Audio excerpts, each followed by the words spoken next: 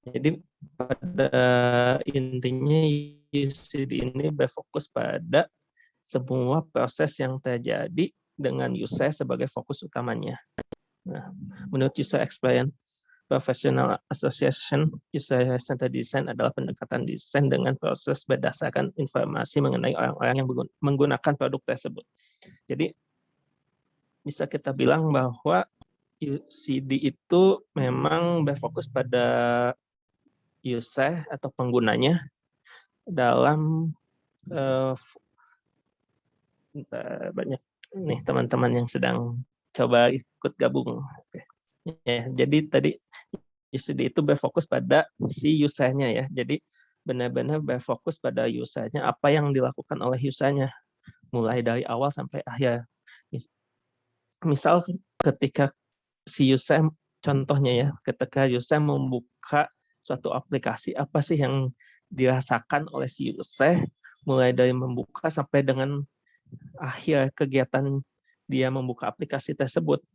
Nah, jadi user ini benar-benar memfokuskan diri kepada si usernya agar menghasilkan produk yang memang sesuai kebutuhan dan kenyamanan dari user tersebut. Kemudian kenapa harus UCD?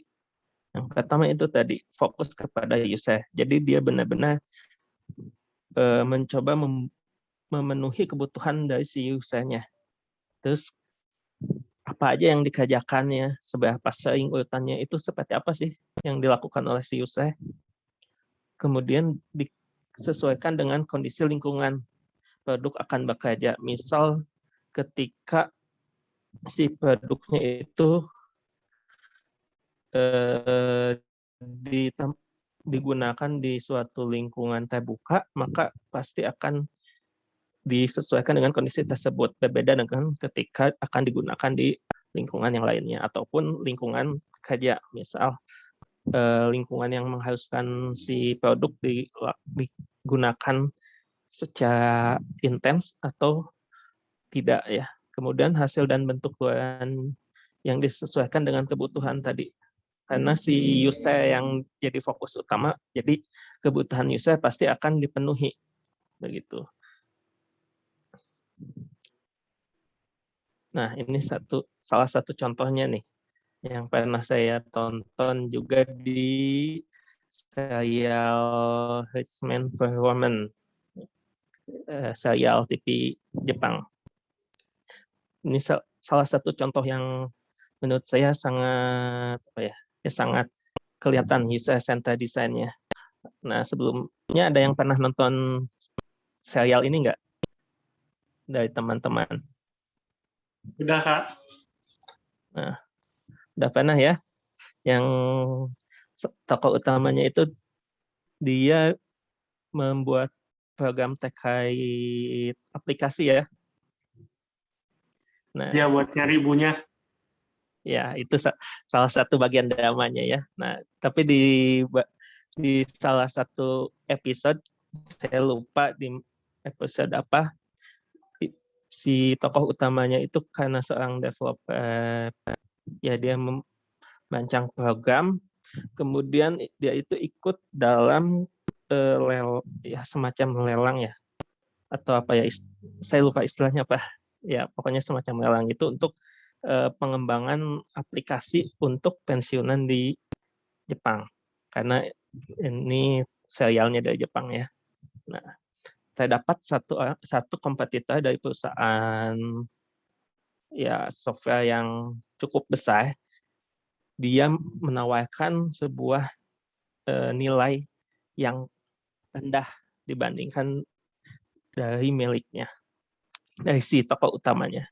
Tetapi ternyata hasil yang ditawarkan oleh si perusahaan besar tersebut, walaupun nilai produksinya sangat rendah, hasil yang dikeluarkan itu ternyata sangatlah monoton lah, atau tidak enak untuk digunakan. Dia masih kotak-kotak lah, bahasanya sangat kaku, sulit digunakan. Berbeda dengan si tokoh utamanya yang menghasilkan suatu produk yang memang khususkan untuk si penggunanya. Karena tadi kan si lelang tersebut untuk menghasilkan produk aplikasi yang akan digunakan oleh pensiunan. Nah, tentu kan kebutuhan pensiunan dan orang muda pasti berbeda kan. Nah, jadi si nilai yang diberikan oleh si tokoh utama itu adalah bagaimana suatu aplikasi yang digunakan yang sesuai dengan si penggunanya. Nah, untuk menghasilkan produk tersebut sebenarnya si tokoh utamanya juga sempat stres berat. Dia sempat menghasilkan suatu produk yang sangat bagus lah. Semua menu ada, tampilannya sangat futuristik. Dia sempat, wah ini produk saya paling bagus. Tapi tiba-tiba dia menjadi sangat stres karena ketika dia mencoba mencobanya kepada si pengguna, si penggunanya malah kebingungan. Ini apa sebenarnya? Apa yang dibuat? Itu benar-benar menggambarkan bahwa memang dalam membangun suatu produk itu kita harus melihat siapa penggunanya. Ketika pensiunan yang ya pasti sudah tua diberi suatu aplikasi yang sangat futuristik, sangat lengkap, dia menjadi kebingungan dari apa sih sebenarnya produk yang diberikan tersebut. Nah, itulah kenapa users membuat suatu produk khususnya yang memang akan digunakan ya. Nah, secara garis besar si user centered design itu bisa digambarkan seperti ini. Harus ada understand the context of use. Dia harus tahu dulu fungsinya itu apa sebenarnya. Karena kemarin saya terlibat di SAMS project di mana si projectnya tersebut sudah ditentukan terlebih dahulu hasilnya, yaitu sebuah sistem monitoring koloni lebah pintar yang bisa diakses dari jarak jauh. Nah, si usernya, si peternak lebahnya, kemudian si developernya, tim SAMS-nya sendiri mesti tahu apa fungsi yang dari produk tersebut, yaitu untuk membantu meringankan si peternak lebah. Kemudian kita petakan kebutuhan dari si pengguna.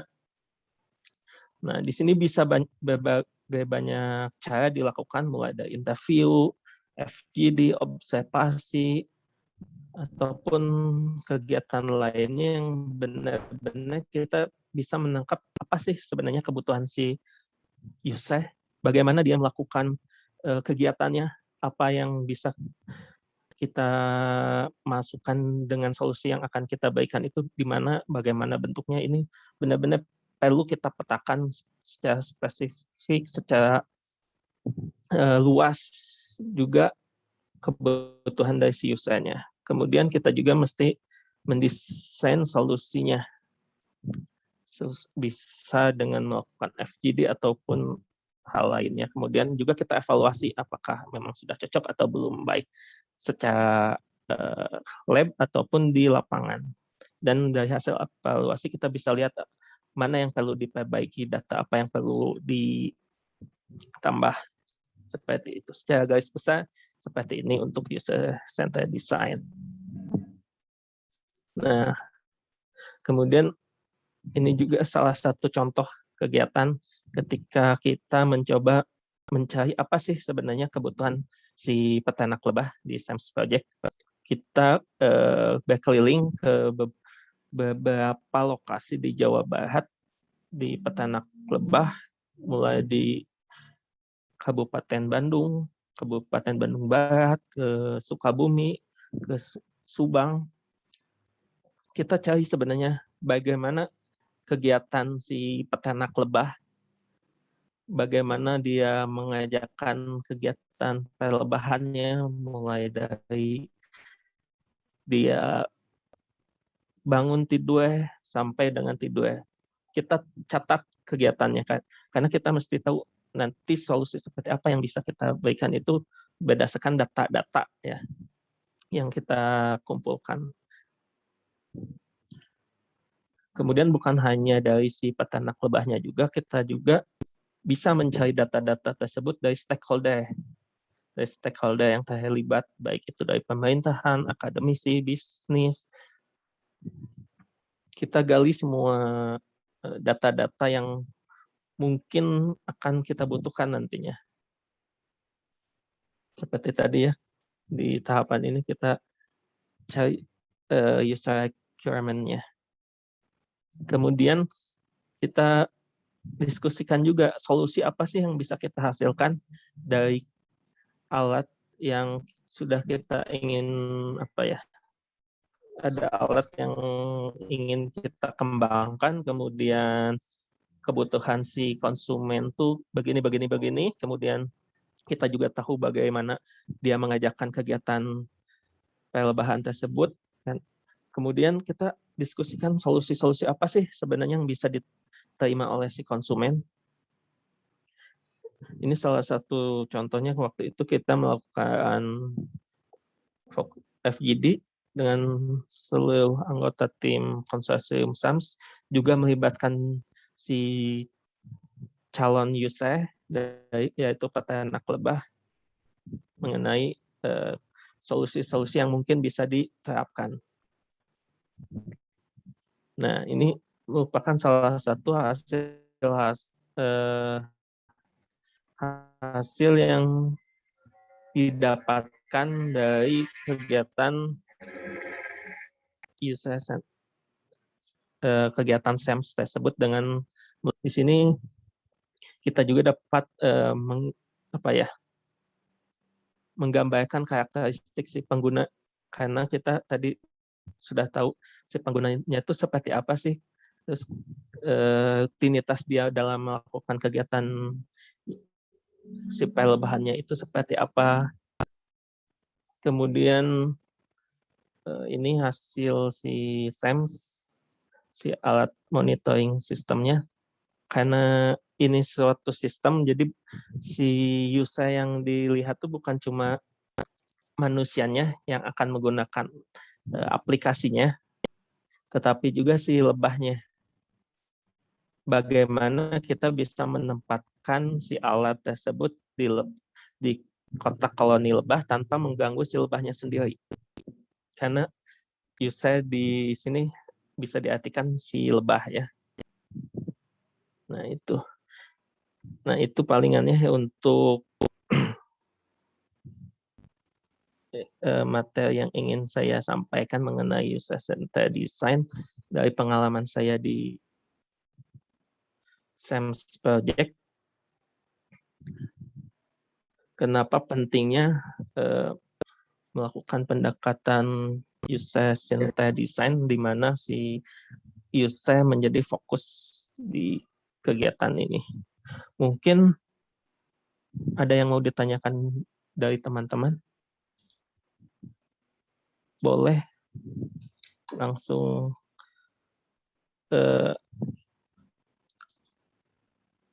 angkat tangan di reaksi, raise hand, atau dari chat juga boleh.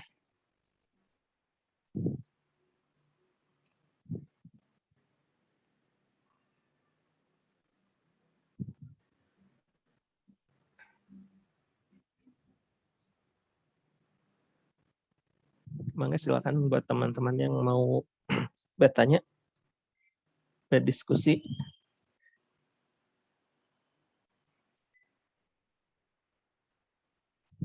Atau mungkin ada teman-teman yang sudah pernah menggunakan user-centered design dalam kegiatannya. Boleh buka mic, bicara langsung saja.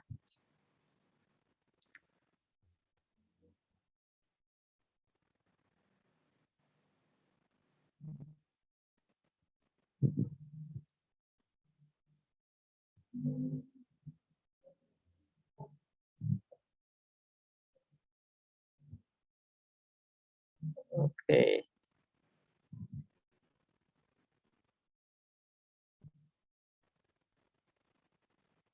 Mungkin ada yang mau bertanya atau pernah menerapkan UCD ini di kegiatannya, boleh untuk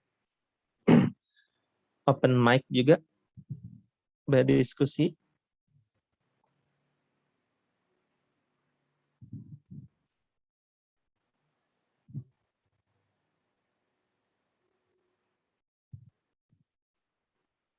Oke, ada pertanyaan dari Nur Alfaizah. Tantangannya gimana Kang untuk pengaplikasian metode ini?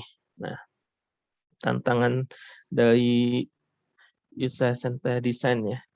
Kalau saya berkaca dari kemarin pengalaman saya di Science Project, tantangannya pasti terkait dengan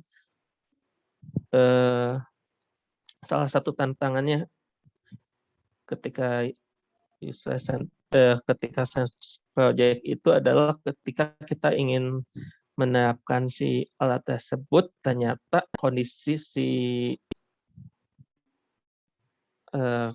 kotak koloni lebah tersebut tuh di setiap tempat berbeda-beda. Jadi terkait si lingkungannya.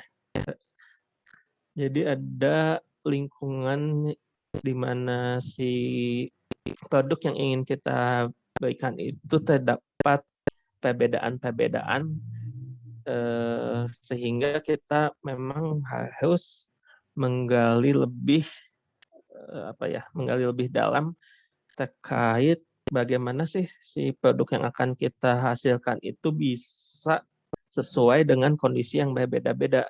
Kalau dalam Science Project itu kemarin kita ada kondisi ketika di mana si kotak lebahnya tuh berbeda-beda. Ada yang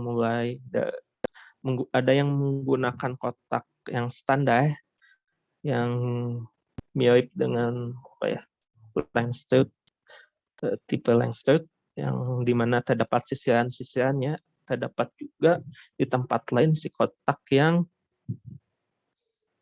hanya kotak kosong di dalamnya, jadi tanpa ada sisiran. Jadi si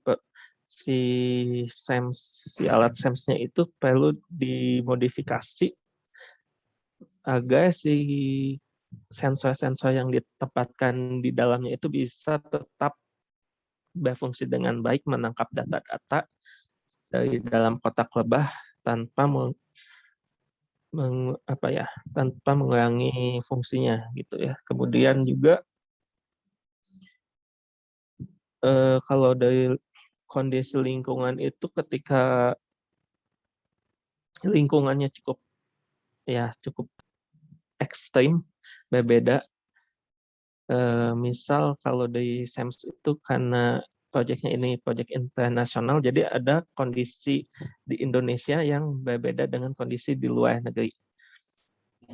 Contohnya itu ketika di Indonesia banyaknya si kota koloni lebah itu disimpannya di pegunungan yang sinyalnya susah, kemudian power atau sumber energinya itu sangat terbatas ya.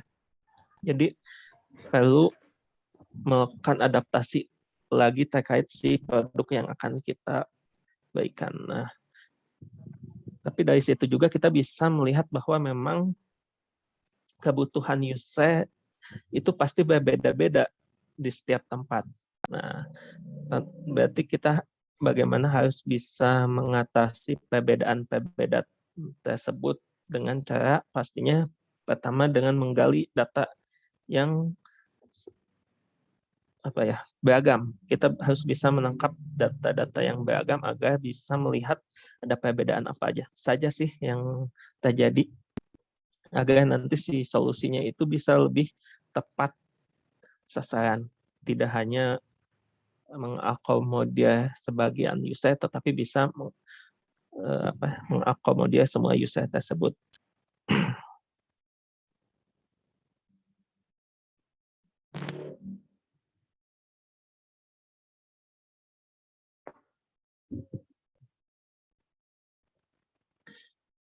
Bagaimana Kak Alfa? Ada yang mau ditanyakan lagi? Atau dari teman-teman yang lain?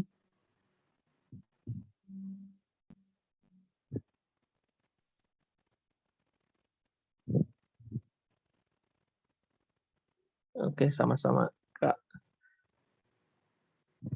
Itu jadi ya untuk si UCD ini karena user centered design, maka kita harus bisa melihat kebutuhan dari si usernya ya. Berarti memang sangat penting ketika proses menangkap data dari kebutuhan user, bukan cuma soal apa ya, kebutuhan yang dalam apa ya, kebutuhan terkait si produknya mesti bisa menghasilkan apa, tetapi dari si rutinitasnya juga mesti ditangkap. Oh ya, ada pertanyaan juga, batasan keberhasilannya apakah kapan kita dikatakan berhasil menggunakan metode UCD ini? Oke. Berarti terkait si kriteria keberhasilannya ya. Kalau kalau secara ini saya juga sebenarnya belum terlalu mendalami, tetapi kalau dilihat secara apa ya, secara saya coba lihat ya, secara dari tahapannya, pasti untuk keberhasilannya itu kalau saya lihat itu sangat tergantung dari periodenya juga, karena kan saya kalau utamanya kalau manusia pasti kebutuhannya pasti berbeda, bisa berubah-ubah berdasarkan dari waktunya ya. Jadi kalau saya lihat mungkin bisa dari seberapa dalam Anda menangkap si data-data dari usernya sendiri. Jadi sedalam apa Anda menangkap data yang data terkait user, baik itu tadi secara kebutuhan secara langsungnya dengan produk yang akan dihasilkan, ataupun juga dengan kondisi lingkungannya. Karena kadang data yang ditangkap itu perlu beberapa kedalaman data yang tertangkap itu kadang berbeda-beda setiap orang, metodenya ya, metode yang dibutuhkannya. Kadang kalau kita hanya menanyakan secara apa ya, secara langsung, kadang si user itu atau ya calon user kadang menjawab hanya seadanya saja.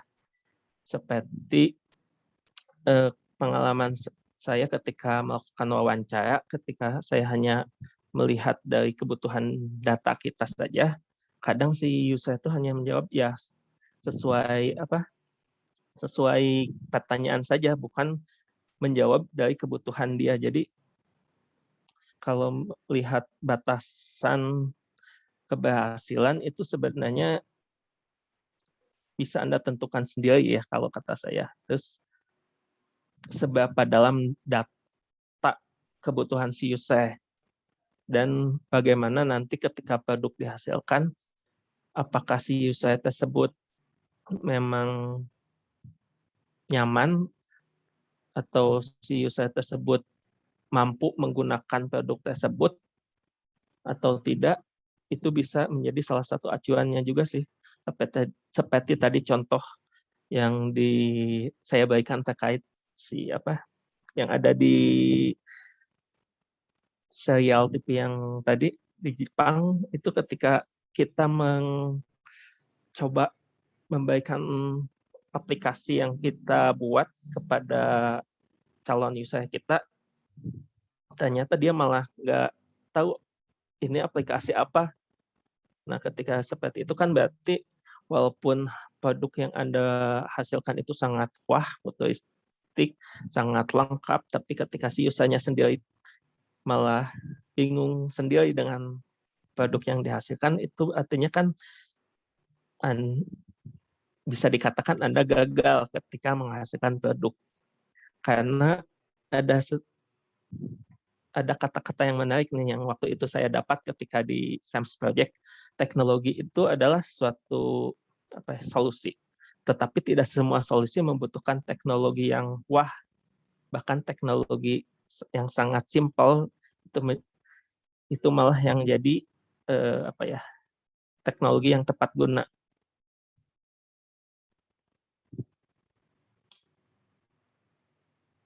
Begitu Kak Ado.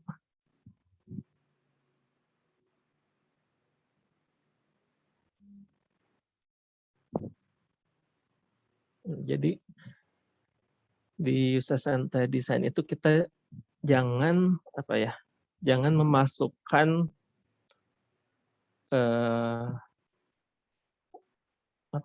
istilahnya persepsi atau sudut pandang kita sebagai developer untuk menghasilkan suatu produk, tetapi kita harus memasukkan sudut pandang dari si usernya.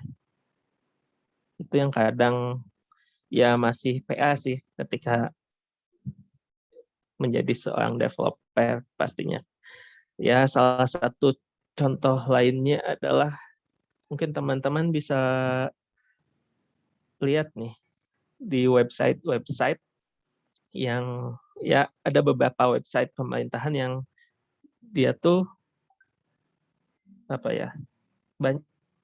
fiturnya banyak, tetapi apakah banyak diakses oleh penggunanya atau tidak, atau bahkan seperti ini, ketika ada website bagus, kemudian penggunanya juga sudah oke, dia gampang menggunakannya, tapi si user yang di sisi lain atau si pemilik website yang meminta dibuatkan websitenya oleh pihak ketiga, apakah dia nyaman menggunakan website tersebut untuk sebut kita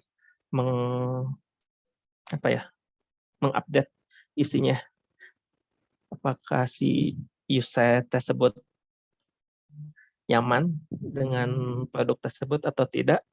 Karena kadang banyak, kalau saya lihat website itu dia hanya menampilkan data periode waktu tertentu, setelah itu sangat jarang. Mungkin itu salah satunya karena tidak user friendly bagi si pemilik website tersebut atau instansi tersebut. Mungkin saja kan. Nah, itu kita perlu melihat user mana yang akan kita berikan berikan ya tadi ya si user center design-nya yang jadi fokusnya itu user yang mana. Bagusnya tentu kedua belah user ya, kedua belah pihak user, baik user pengakses maupun user pengguna. Begitu. Ada lagi yang lain?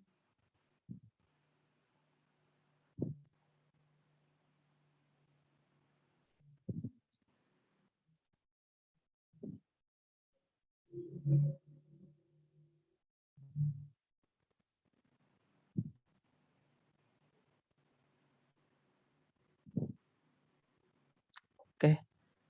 Kalau tidak ada, mungkin nanti karena ini di record ya, mungkin entah nanti ada rekaman yang di-upload atau tidak, atau ada live Instagram kah? Mungkin kalau ini aja ya. Ini nih ada yang bertanya kami Ifta.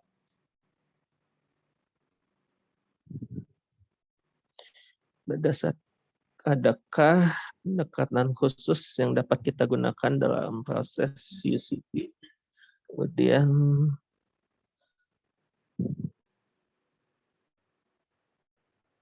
oke. Kalau pendekatan khusus yang dapat kita gunakan dalam melakukan proses user-centered design, sebenarnya kalau kalau kita misal masih awal-awal, tapi ya belum terlalu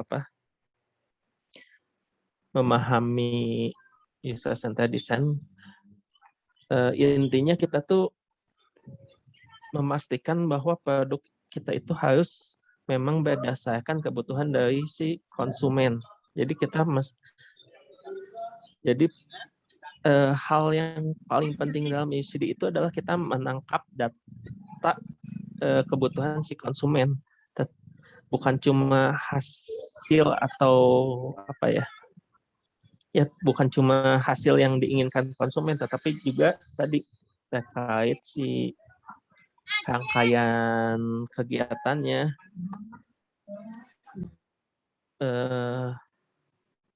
Bentar, saya coba tampilkan ya.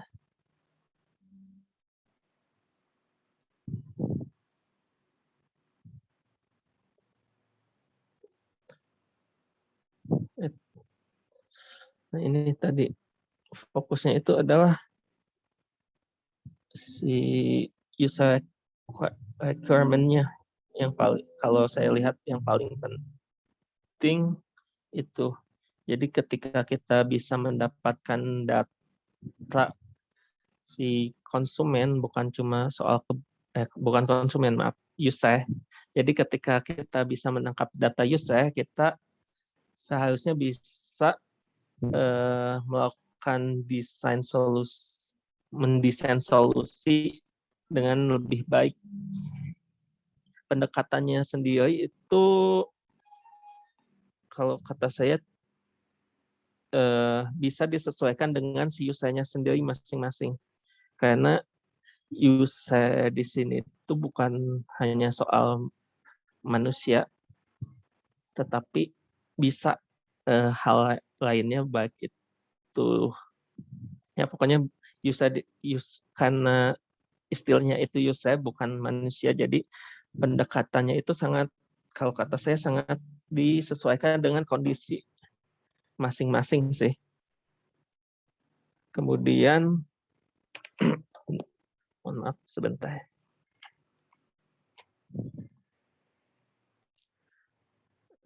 Kemudian tadi itu valid atau tidaknya itu tadi kita bisa melakukan dievaluasi ketika kita sudah mendapatkan data, kita mendesain suatu solusi, kita coba validasi apakah memang ini sudah sesuai atau tidak dengan kebutuhan konsumen. Salah satu caranya yaitu dengan cara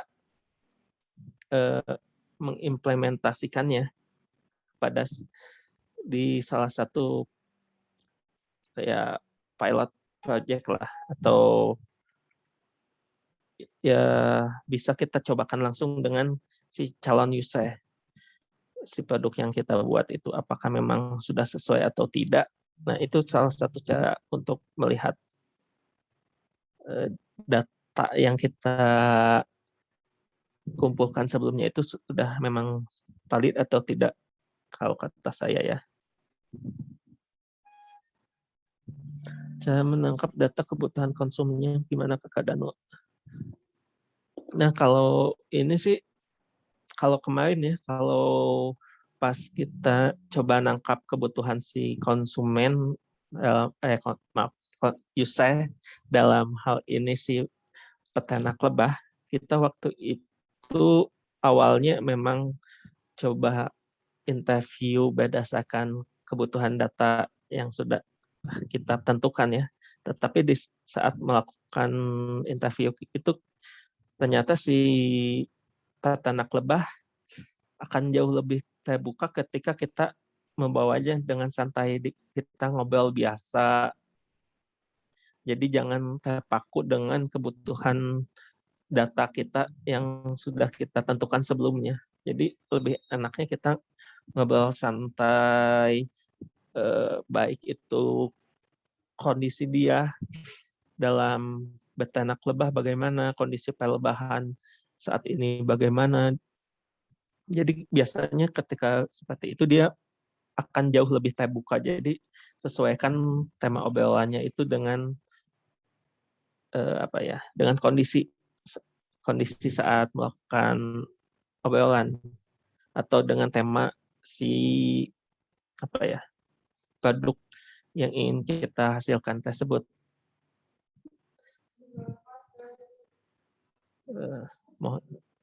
Jadi seperti itu sih. Kalau kata saya lebih enaknya itu jangan terpaku, lebih dibawa santai. Dengan begitu si user itu bisa lebih menceritakan secara lebih terbuka.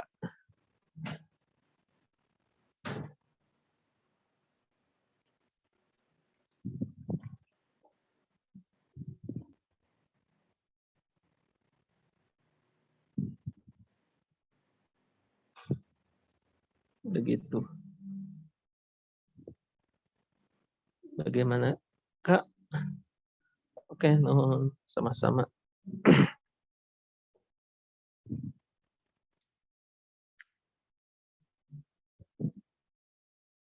Oke, jadi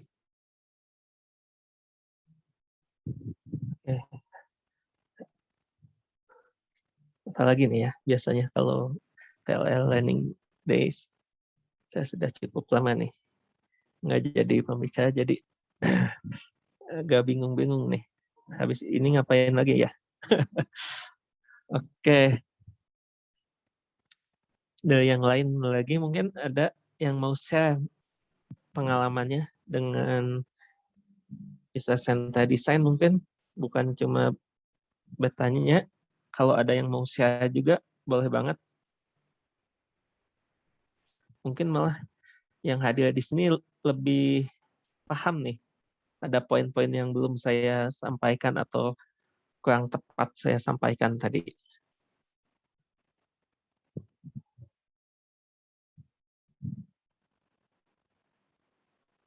Kalau mau boleh raise hand di fitur Zoom.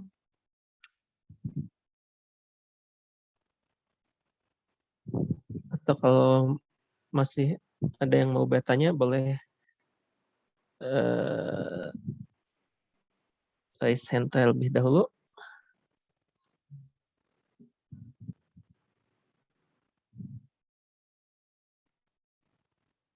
Oke, kalau tidak ada mungkin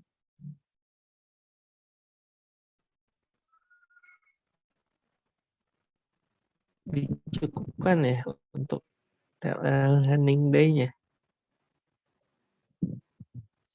Mungkin sedikit ya tadi mengingatkan oke, bentar, internetnya kurang stabil di saya. Oke, nah ini jadi mungkin lebih mengingatkan kembali bahwa UCD atau User Centered Design itu. Oke, bentar ada chat.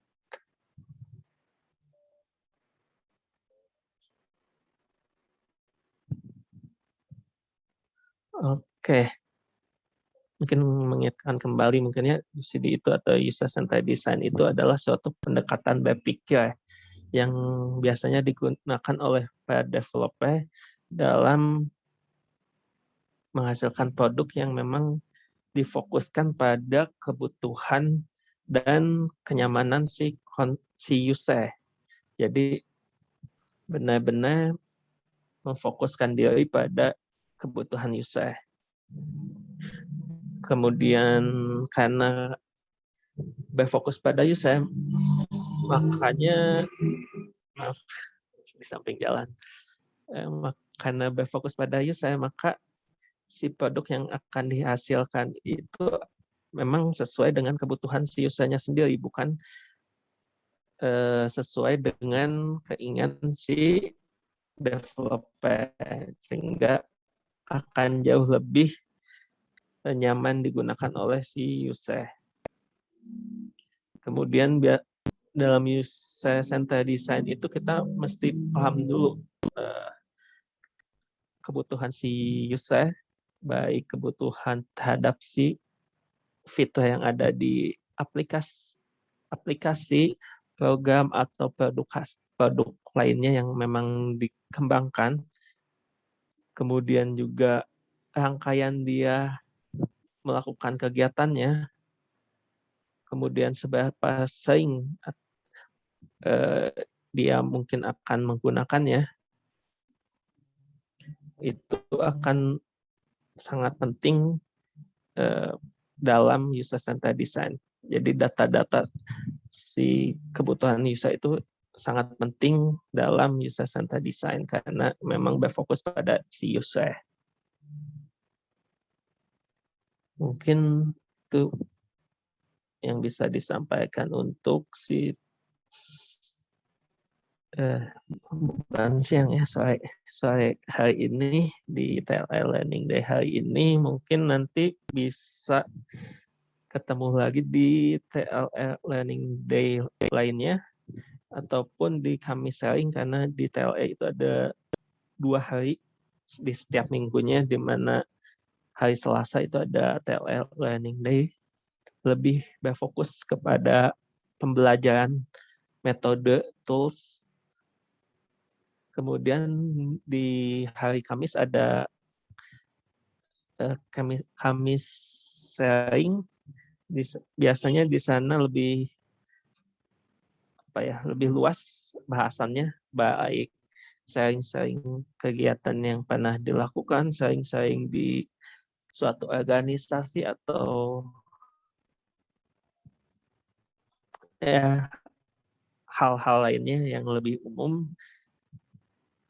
Nanti biasanya akan diumumkan di akun Instagram The Local Enablers. Jadi teman-teman boleh pantengin terus IG TLE buat tahu judul dan link di kegiatan TLE Learning Day dan Kamis sharing. Kamis minggu ini juga ada Kamis sharing, nanti bisa dicek di IG TLE. Mungkin sekian untuk saya ini. Terima kasih sudah menyempatkan waktunya di sore ini gabung di TLE Learning Day. Mohon maaf kalau ada kata-kata yang salah atau menyinggung. Kemudian jika bahasanya masih kurang mendalam, karena kita di sini sama-sama belajar.